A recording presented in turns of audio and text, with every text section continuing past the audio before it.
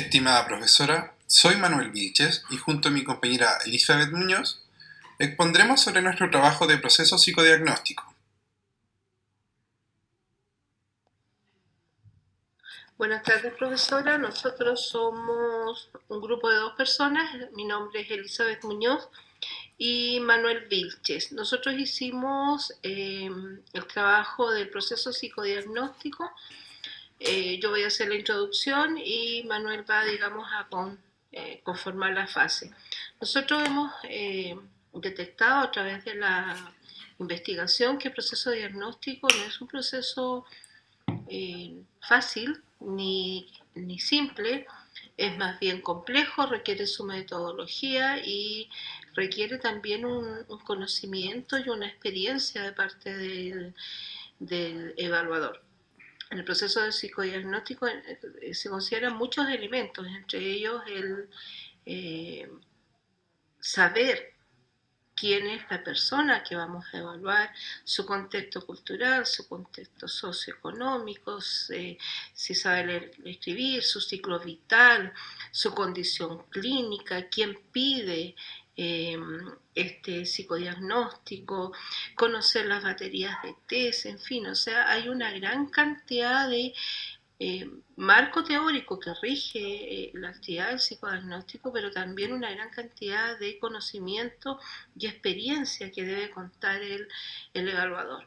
Entonces consideramos que es algo relevante, es un proceso fundamental para muchas personas, ya que son informes requeridos tanto por un colegio, por un ámbito laboral, un ámbito forense, un ámbito clínico. Entonces, tenemos en consideración muchas temáticas que ver.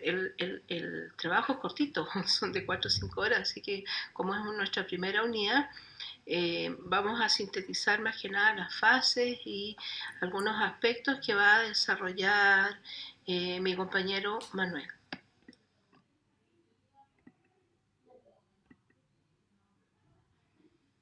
El proceso psicodiagnóstico en el área clínica permite conocer y comprender el funcionamiento psicológico del paciente y detectar la existencia de algún trastorno mental. Este es un proceso colaborativo entre el profesional y el paciente, por lo tanto voluntario. Su principal objetivo es recopilar información sobre los síntomas, sobre la historia de vida del paciente, esto incluye el historial clínico, educacional, entre otros aspectos, y su funcionamiento para generar una hipótesis diagnóstica y con ello formular un tratamiento. Fases del proceso psicodiagnóstico aplicado en el ámbito de la psicología. En este caso nosotros escogimos el área clínica, ¿ya? La primera fase parte con el contacto inicial. Con esto nos referimos a que el paciente solicita al el terapeuta agendar alguna cita. Luego de ello tenemos la fase de la entrevista clínica y la observación. Aquí se recaba la información acerca de los motivos de consulta y también se toman antecedentes, por ejemplo, como la vida del paciente, el historial clínico y se formula el rapport. Igual el terapeuta debe tomar otro aspecto en consideración, tales como el lenguaje no verbal.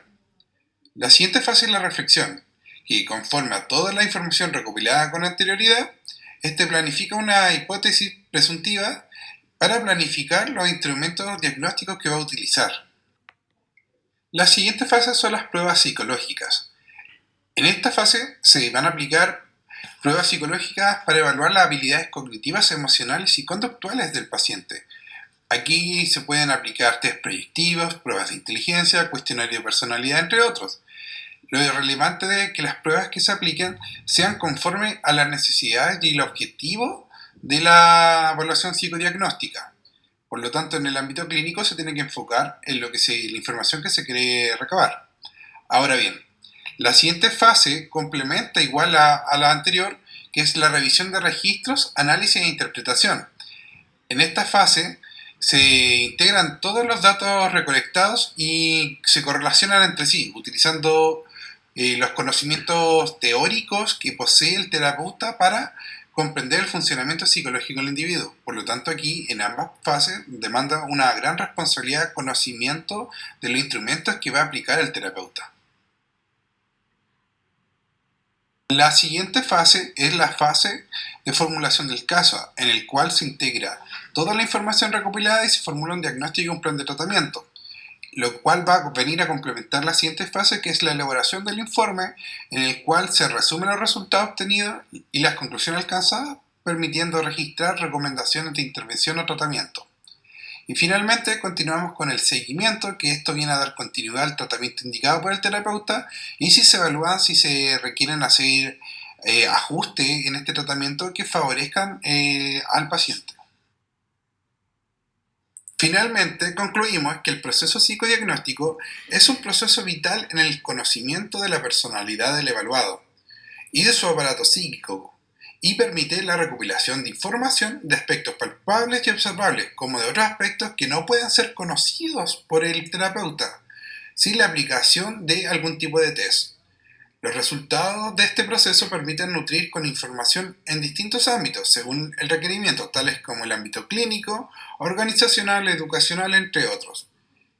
Y lo último y lo más importante es que todo profesional que aplique un proceso psicodiagnóstico debe contar con una preparación y con una experiencia necesaria para poder entender y aplicar correctamente su metodología. Muchas gracias.